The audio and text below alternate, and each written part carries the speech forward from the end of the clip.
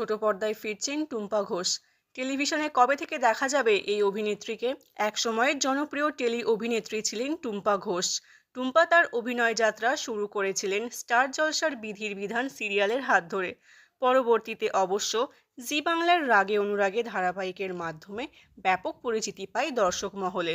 অভিনেত্রীর কয়েকটি উল্লেখযোগ্য ধারাবাহিক হলো বিধির বিধান, রাগে অনুরাগে, রাঙিয়ে দিয়ে যাও, অগ্নিজল, জয়কালী কলকাতাওয়ালি, বেদিনী মলুয়ার কথা, নিশির ডাক এবং আরও অনেক।